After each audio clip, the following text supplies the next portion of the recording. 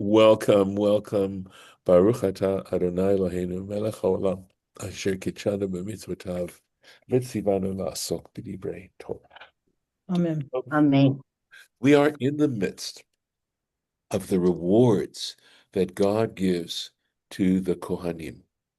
And it follows, in other words, they have 24 perquisites from the offerings of the Jewish people, the various donations they make. And the Torah is going through those various donations, and that the Kohanim have a perk based on those donations, each one of those 24 different categories. And we've just started them, but we're getting into them. And Rashi, we had a Rashi yesterday that explains the context of this passage, these passages, that because they follow right after the rebellion of Korach, the mutiny of Korach, and his attempts to undermine the legitimacy of Aaron's priesthood. And the story Rashi gives is that of a king who had a very, very close friend, and he gave this friend of his a field that he had, but he never wrote a document. He never gave him a contract, a signed deed of sale, and he never had it registered in court, etc. And this individual came and questioned the legitimacy of that sale, that gift of the field.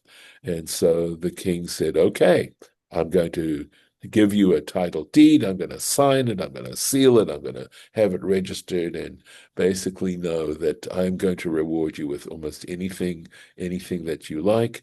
And just know you're going to, I want to let people know I appreciate you, and you're going to get these gifts." So that's what's going on here. So here we go. So by the way, these words up here of ulavanecha lechok olam, right, to your children for an everlasting statute. And I'm going to say the bracha one more time, I think. Baruch atah Adonai Eloheinu melech haolam asher kitshanu b'mitzvotav v'tzivanu la'asok b'divrei Torah. Amen. No, thank you. Ze yelecha, okay, this shall be to you, mikodesh hakodashim, from the most sacred donations, min ha'esh, that are brought by fire. So remember, there are different levels of sanctity of the various offerings that were offered up on the altar. So, for example, a chatat, a sin offering, is a very, very high, that's Kodesh HaKodashim, or an Asham, a guilt offering. These are very high level sanctified offerings. But a Shlamim is not so sanctified. And what sort of makes the difference is the various rules involved in how these various offerings are brought, where they can be brought in the temple courtyard. So the more sacred the offering is, the more specified the where it can be slaughtered, and how long it can be, the various rules as to how it's to be brought on the altar, what parts are brought on the altar, and what the various disposition of those various parts of the sacrifice, and also who is permitted to consume those parts of it. So those all go into helping us understand better what makes the difference between an Kodesh Kodashim, an offering that's holy of holies, as opposed to an offering that is holy. And of course, they all involve being in a state of purity, etc., etc. So some interesting combinations and permutations regarding this. At any rate, so Kodesh HaKodashim min ha'esh, right? The most sacred offerings from the fire. Kol korbanam. I think this should actually be a dagesh in there. There should actually be a dot in that one, right? All their offerings, l'chol minchatam, according to all their meal offerings, right? Because these offerings that were of animal sacrifices also involved meal, in other words, some kind of flour, etc., and oil and wine, etc. L'chol chatatam, according to all their sin offerings, or l'chol ashamam, and all their guilt offerings, asher yashivu li, which they bring to me or return. It's an interesting word here, and Rashi, I believe, will explain why the Torah uses that particular terminology. Kodesh Kodashim, holy of holy, of greatest sanctity, lecha hu, they shall be to you, ulevanecha, and to your offspring, your descendants. So here we go. Min ha'esh, right? So achar, so the point is why it says from the fire. He's understanding the from meaning as after haktarat ha'ishim, after those parts of the offering that are put actually up on the altar and are burnt and turned into smoke. So that's what that call a min ha'esh. Kol korbanan, yes, all their offerings, kagon, for example, zivchei shalmei tzibur, for example, the offerings that are of the peace, public peace offerings. So we know that the sacrifices could be broadly divided into two types, two categories. One are public offerings that are brought and are mandated to be brought every day or on the festivals, etc., or under certain public occasions, right? And then their personal offerings that one would bring, like a personal sin offering for a specific sin to make atonement for an individual. So they're public offerings and they're individual offerings. And shalmei tzibur, the word tzibur in Hebrew means public, right? So public peace offering. Question? Didn't hear the door open. Yes. Sorry, I think you need to mute possibly. Okay, all right. Min chatatam v'ashamam, their meal offerings, their sin offerings, and their guilt offerings, kamashma'o. He says that's exactly what it says. There's no need to give that further interpretation. It's exactly what it means. Asher yashivu li, which now here's that word, yashivu, they bring back to me. So ze gesel hagel.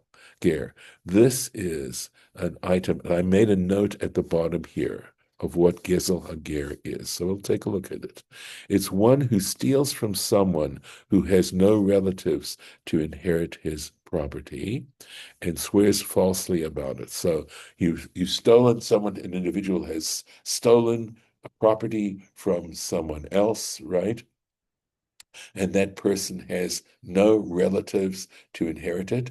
And the reason why it's considered a ger, in other words, a proselyte, someone who became Jewish, is because we figure that every Jewish person has some relative, distant as they may be, but nevertheless would inherit their property. However, at least within the context of ancient Israel, or someone who became Jewish basically became newborn. It was as if there weren't any people who would legally inherit his property. So what happens is if the owner dies, right? So obviously, if the owner's alive and this person, Reuven has stolen something from Dick. Okay, Dick goes to court and he makes a claim, and the person Reuben swears falsely that he never stole it, he never appropriated it. Okay, and at that point, they they may be able to investigate further, and they can show that Reuben actually did do this, and then the property is returned to Dick. Okay. However, if Dick dies, right now there's no one to inherit that property, the items that were stolen.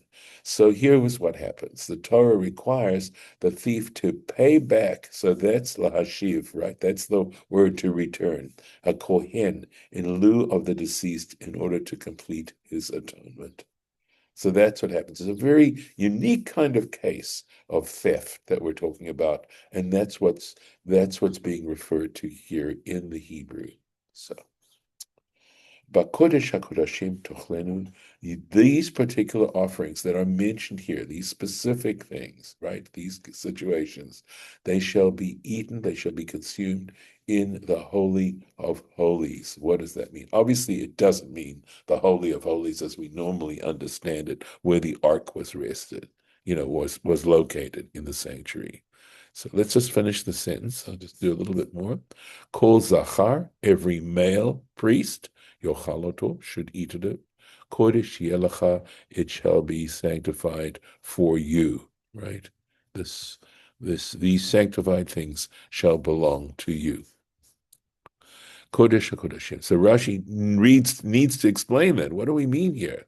Lamad al Kodshei Kodashim, or limaid, or he taught regarding the most sacred offerings, she'en nechalim, that they are not to be consumed ela ba'azara, they're to be eaten only in the temple courtyard. They cannot be consumed outside that particular dedicated precinct of the temple. So the azara was the courtyard of the temple. Ulezichrei kahuna, and male priests, only male priests were permitted to eat it.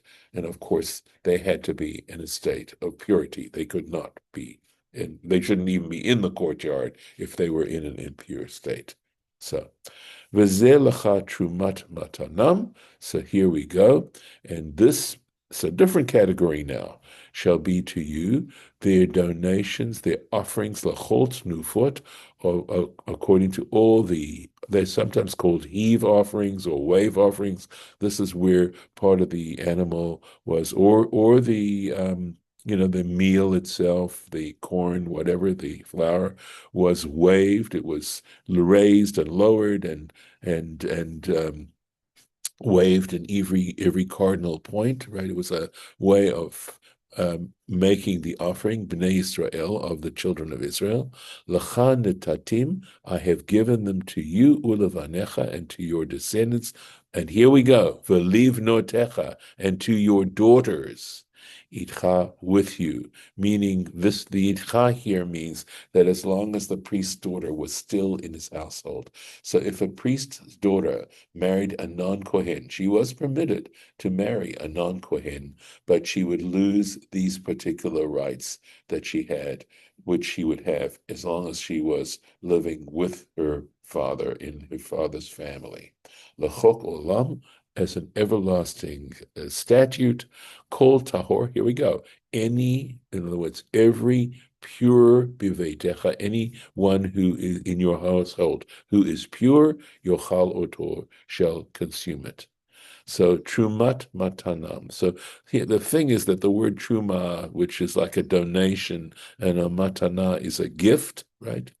Hamuram min hatodah. So we're referring to those elements of if somebody brought a Thanksgiving offering, right? Part of it was taken from it, right? Umehashlamim, and from a shalom, va'ayel nazir, and the ram of a Nazarite who is at this point completed his Naziriteship, and as part of that, he brings an offering and a ram, and this would go to the priest. So again, when it came to a Thanksgiving offering or a peace offering, or part of it went up on the altar, part of it went to the priest, and part of it went to the family that brought the offering. And of course, again, women were allowed to eat this as well as men, as long as they were in a state of purity. Lachol Tnufa, according to all the heave offerings. Okay, so let's take a look. Share Elu, because indeed these Tu'unim Tnufa, these particular offerings require waving. Kol Tahor, so it says every, right? Every pure person. Velot meim. So this phrase says, well, what it's saying is that because it says the pure, it means to exclude anyone who is tameh, who is impure. Davar acher. However, there's an interesting, an alternative interpretation, and it says kol tahor. That this phrase kol tahor, every pure person, l'rabot ishto, that is to include the priest's wife. She's also entitled to these particular types of offerings. Kol chelev yitzhar, the cream of yitzhar is oil. In other words, the best. Chelev refers literally means cream, but it also means like the best. the best part of it. Yitzhar of oil, the cholchelev tirosh, and the best part of the cream of the wine, the dagan and grain, reshitam, that is to say, they were to bring of these particular things an initial offering, reshitam, remember the first fruits. That's what we're referring to. Asher yitnu ladonai, which they give to the Lord, lachan netatim, I have given them over to you. So again, part of the discipline here that the Torah was trying to teach us is that we actually don't own anything. That when it comes to ownership, quote, quote, it belongs to God. And a way of declaring that, of making that very clear, is the idea of the first fruits. And that when you think of the miracle of seed and growing and these kinds of things, there were certain types of fruits and so here we read about corn, wine, and oil, right? Where the first harvest, the farmer would look and see when the crops were starting to ripen, and he'd tie a ribbon or a string or something to indicate which were the first to ripen, and he would give those as an offering, take them to the temple, and here we read how they were given to the priests. But essentially, the symbolism was that you were giving it to God as payment, you could say, quote unquote, for the miracle of the harvest, etc., and to acknowledge that it really doesn't belong to you. You can't take every bit of it for yourself. So. Reshitam, right? He Truma Gedola. So these very first fruits, Truma Gedola, this was the Truma that was given. This is this 1/50th that was taken right off the very top when the farmer basically harvested his crop. He took it to the place to smooth the pile. So, in other words, to get it ready to be taken to market, he would then take 1/50th. If he was generous, he would take 1/40th. If he wasn't so generous, he would take 1/60th, and that would go as truma to the priests. And the priests had to eat it in a state of purity. These particular items could only be consumed by priests. A priest could not invite a non-priest friend over to share in this particular thing. These were specified just for the priests. And it's called Truma Gedola. Bikurim, right? The first fruits, Kol Asher Ba'arzam, all that is in your land. So just hold on one sec, just meaning in the land of Israel. Yes, David. Yeah, so just curious, since you said it before, does it also include the priest's wife then, or not? That's a good question. So I'm not sure. I have to tell you truthfully, I am not sure if it did, only because of the level of actual sanctity that the Truma had. So it may have only gone to male priests.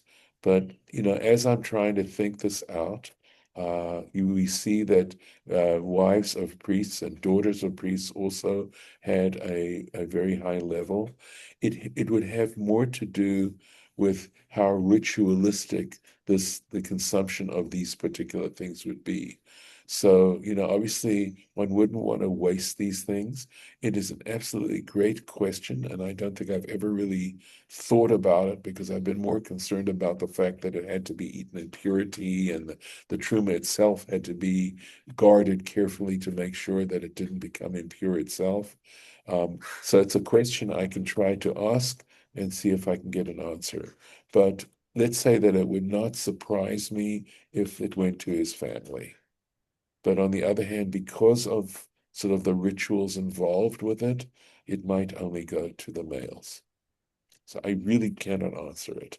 No, no worries. Just I'm more glad you asked. I'm so glad you asked. I was more curious than anything else. Okay, That's thank you. fine. That's fine. If I think of it and I can answer your question the next time we meet, I will try and remember to do a little research. Okay?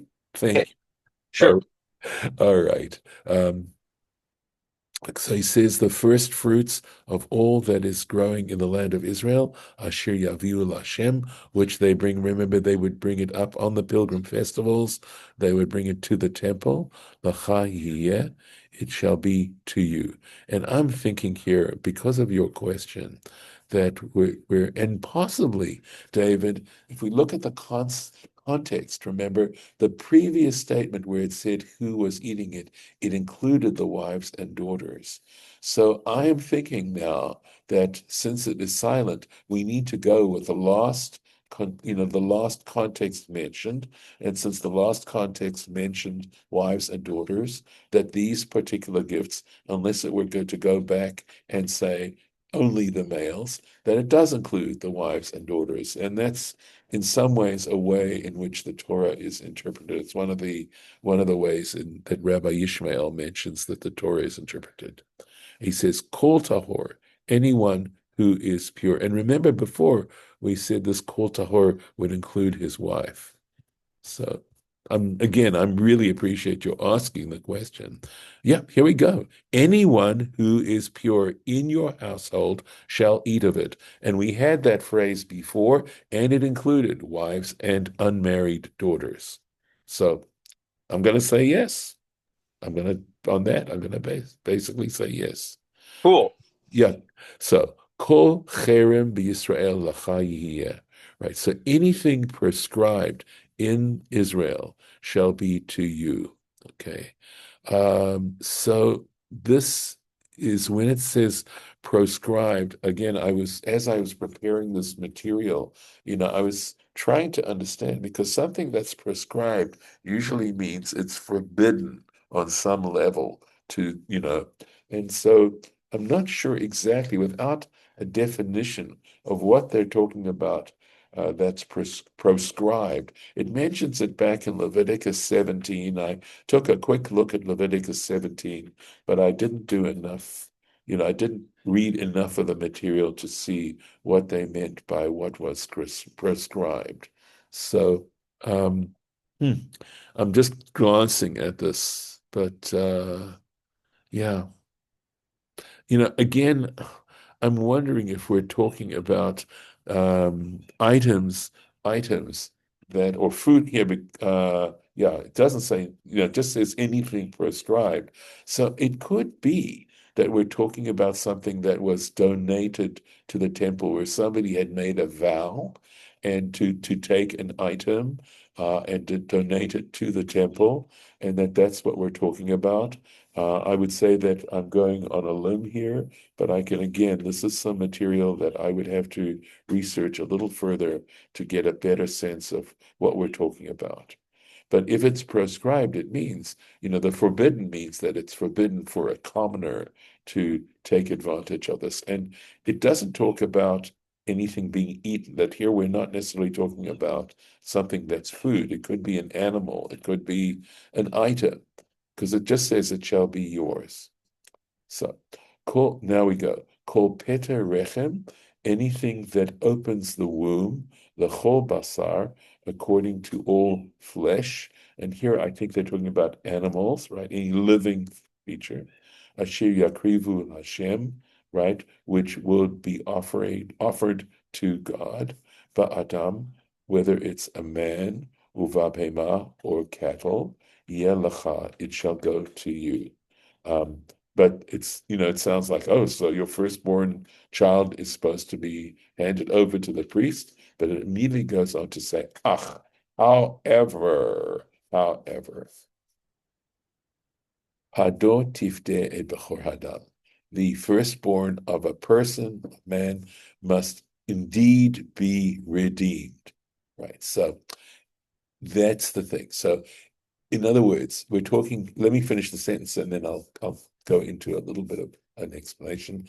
The et bachor habe'imah, and with regard to the firstborn of cattle, hatme'ah, which is impure. So, for example, a donkey is an impure domestic animal, or a horse, or something like that, right? Camel, tifdeh, you shall redeem. Meaning, so what are we talking about? So we're saying legally, the firstborn male belongs to God. It belongs to God.